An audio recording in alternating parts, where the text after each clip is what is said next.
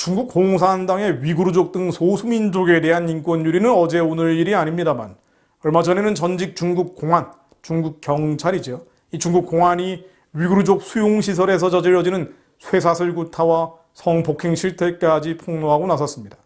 망명 중인 전직 중국 공안 지양이라는 사람인데요. 4일 미국 CNN 방송과의 인터뷰에서 밝힌 내용입니다. 현재 중국 당국은 지난달 17일 발간한 백서에서 2014년부터 2019년까지 매년 130만 명의 위구르 노동자들에게 직업훈련을 시켰다고 인정하고 있는데요. 이 직업훈련소는 실은 강제수용소죠. 수감 인원만 최소 100만 명 이상으로 알려져 있고요. 위구르족이 살고 있는 신강 지역에 파견된 중국 공안만 15만 명에 달합니다. 경찰들만 15만 명이니까 이거 어마어마한 숫자입니다. CNN 인터뷰를 한 위구르족 전직 공안 장 씨는 신장 위구르 자치군의 집단 수용시설에서 고문이 수시로 이루어지고 있다면서 공안 요원들은 수감자들의 몸이 멍들거나 부어오를 때까지 발로 차거나 주먹으로 때렸다며 나도 수감자들이 바닥에 무릎을 꿇고 울음을 터뜨릴 때까지 폭행을 멈추지 않았다는 등 구체적인 증언을 했습니다. 장은 공안들은 수감자들을 쇠사슬로 묶어서 천장에 매달거나 전기 충격기로 충격을 가하거나 물고문을 했다면서 수감자에 대한 성폭력도 벌어졌다고 밝혔습니다. 이거 정말 끔찍한 일이군요. 우리도 몸을 가졌기에 몸을 가진 자들이 학대받는 것을 생각해야 되는데 이런 일들이 백일하에 백주대낮에 벌어지고 있다는 겁니다. 그러면서 장 씨는 일부 공안 요원은 고문을 업무의 일부로 생각하는 듯 했다면서 상당수의 공안들은 단순한 사이코패스일 뿐이었다고 말하기도 합니다. 특히 장은 중국 당국은 수감자들을 테러범으로 규정하고 있지만 이들 중에 실제 테러를 혹은 범죄를 저지른 사람은 없었다면서 이들은 평범한 사람들이었다고 했습니다. 그는 새로운 수감자가 들어오면 공안들은 테러 모의 혐의를 씌우고 폭력을 가했고 미성년자도 예외가 아니었다면서 이 과정에서 쇠사슬로 수감자들을 후려치거나 얼굴을 발로 밟기도 했다고 했습니다.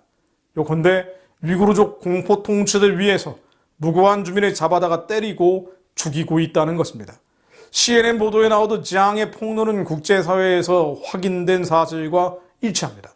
구체적인 고문의 방법도 국제인권단체인 앰네스티 보고서에 나오는 내용과 일치하죠. 지난 6월 발표된 160페이지 분량의 앰네스티 보고서는 수감자들의 증언을 바탕으로 작성된 것입니다. 국제사회는 중국 공산당의 반문명적 행위에 대해서 규탄하고 있고요. 미국은 지난해 의회에서 위구르 탄압 제재법을 만들었습니다. 수용소에서 강제 노역으로 만든 제품의 수입을 금지하는 경제 제재를 단행했죠. 한국 정권은 이럼에도 불구하고 한국 정권은 중국 공산당과 유착하고 상당수 한국민도 이런 권력을 지지하고 있으니 그야말로 어이없는 일입니다. 그런데 야만적인 중국 공산당의 세력 확장은 결국 한국민의 자유와 인권도 억압하고 박탈하게 될 수밖에 없다는 점을 잊어서는 안 됩니다. 이것은 이미 가정법이 아니라 현실이 돼버렸죠. 지난달 27일 태영호 국민의힘 의원실에 입수한 외교부의 재외국민 수감자 인권 침해 내역에 따르면 지난 6월 30일 기준으로 해외 감옥에 수감된 한국민만 1156명, 51개국에 1156명에 달합니다. 물론 북한에 억류되어 있는 인물들은 뺀 숫자고요. 그런데요, 해외 수감 재외국민의 국가별 비율을 따져보면 일본이 38%로 가장 많았고 그 다음 중국이 비슷하고 미국 순서로 나옵니다.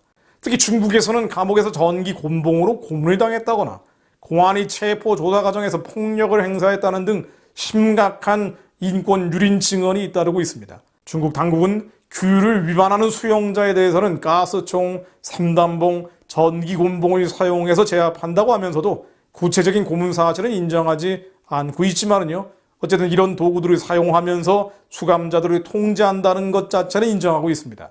테이온이 보고한 사례에 따르면 지난 3월 중국 감옥에 갇혀 있던 A씨는 수감된 지 1년 만에 한국에 있는 부모와 통화할 수 있었다고 하는데요. A씨 부모는 수학이 넘어 A씨가 횡설수설하면서 이상한 말을 하는 등 과거와 달라졌다는 걸 느꼈다고 합니다. 이에 부모는 A씨가 중국 교도소에서 전기고문 폭행 등 인권유린으로 정신이 이상해졌다고 국민신문고에 민원을 제기하기도 했었죠. 물론 전혀 해결되지는 않았지만요. 끔찍한 상상입니다만 한국에서 친중 권력이 연장된다는 것은 한국민 전체의 비극을 의미합니다. 북한은 물론 남한 국민들까지 말입니다. 중국 공산당과 친해져서 혜택을 받는 게 아니고요. 오만한 중국 공산당의 야만에 시달리게 된다는 것입니다. 실제로 이명박 박근혜 대통령 등 이른바 보수 정권 때는 한국이 친미국가라는 이미지가 있어서 중국 정권의 대접을 받았지요. 오히려 중국의 러브콜을 많이 받았습니다. 그러나 문재인 정권은 중국 공산당에 대해서 알아서 기는 굴종족 행태를 보이고 있고요. 이게 갈수록 심해지다 보니 중국 방문 시에 혼밥이라든가 혼자 먹는 밥이라든가 수행기자 폭행 같은 수많은 외교적 결례를 우리 스스로 자초하고 있습니다. 한국 방공식별구역과 서해바다 침범이 더 많아졌고요. 수감된 한국민에 대한 야만적 대우도 더 심해지고 있습니다. 국가가 허약한 경멸의 대상이 되다 보니 국민도 한몫으로 멸시받는 것입니다. 사실 중국이 크니까 알아서 기는 21세기형 4대주의는 진실과는 거리가 먼 착각, 잘못된 생각에 기초한 것입니다.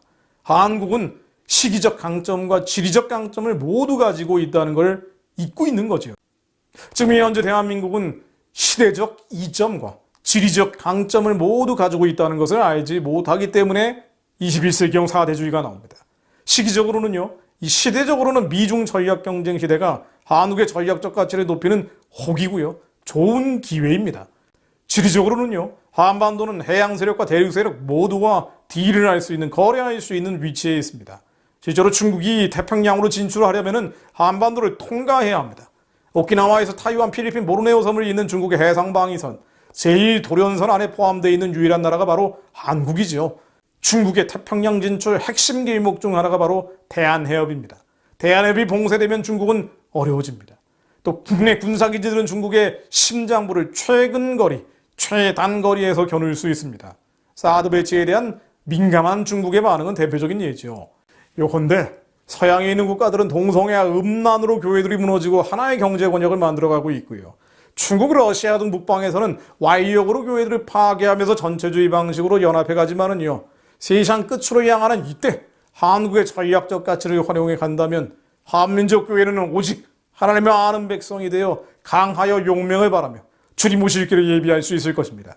주님의 그 뜻을 이루기 위해서는 서구사회를 잠식해가는 동성애 음란의 현상을 명확히 보는 것이 필요한 것처럼 중국의 야만적인 실체에 대해서 분명한 이해를 해야 합니다. 또한 패배주의적인 열패감, 열등감을 극복해야 합니다.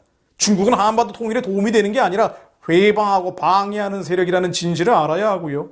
북한의 핵 개발을 막는 게 아니라 막는 척할 뿐이라는 진실도 깨달아야 합니다. 또한 중국에 대한 당당한 자세가 중국 시장을 잃는 것이 아니라는 것을 분명히 알아야 합니다. 또한 선교하는 한민족 교회를 향한 하나님의 약속이 실제의 기업이 될 수 있도록 죄악된 자가 철저히 부서진 오직 어린 양만 따라가는 거룩한 세대가 일어나야 합니다. 거룩한 세대, 머리가 발달된 소위 엘리트 가운데 북한 구원과 복음 통일의 거룩한 사명을 이루는 자들, 오직 예수만 부르면서 오직 예수만 따라가는 자들이 일어나야 합니다. 하나님, 저희에게 지혜와 계시의 신을 충만히 내려주시어 주님을 더 알게 하옵소서. 주님의 뜻을, 하나님의 뜻이 어디에 있는지, 이 시대와 이 역사 속에서 하나님의 뜻이 어디에 있는지 하나님 저희로 알게 하옵소서. 주님은 한 명이라도 멸망치 않고 구원에 이르게 되기까지 바라고 계시니 저희 또한 주님의 마음, 예수 그리스도의 심장 안으로 더 깊이 들어가게 하시고 이 민족, 이 백성 가운데 주님의 긍휼과 사랑의 마음을 품은 자, 북한 봉족과 중국 인민과 열방의 구원의 마음을 품은 자들이 지도자들 가운데, 엘리트들 가운데, 지식인들 가운데 일어나게 하옵소서. 누구든지 주의 이름을 부르는 자는 구원을 받으리라는 말씀처럼 오직 예수의 이름을 부르는 자들, 남마처럼 얽혀있는 이 나라와 민족의 모든 시련을 오직 예수의 이름을 부르며 돌파하는 자들이 일어나게 하옵소서. 저희가 먼저 그런 자들이 되게 하시고 끝없이 예수의 이름을 부르며 승리하는 자들, 모든 어둠의 역사를 멸하고 우리 안에 죄악의 역사를 멸하고 하나님의 뜻을 하늘에서처럼 이 땅 위에 이루게 하옵소서. 예수 그리스도 이름으로 평양의 우상 체제를 평화적으로 정리해 주옵소서. 살아나서 저희들이 먼저 영적으로 살아나서 북한 동족이 만주로 연해주로 복음 들고 달려가게 하옵소서. 200만 조선족이 다시 복음 들고 충원으로 퍼져가게 하옵소서. 한반도가 공산주의 유물론에 뒤덮이는 것이 아니라 복음의 역전극이 일어나게 하옵소서. 하나님, 모든 감춰진 부패와 비리들이 대장동 사건을 비롯한 모든 감춰진 부패와 비리들이 다 폭로되게 하시고 복음의 역전극이 내년 3월 대통령 선거를 앞두고 대한민국 위에 일어나게 하옵소서.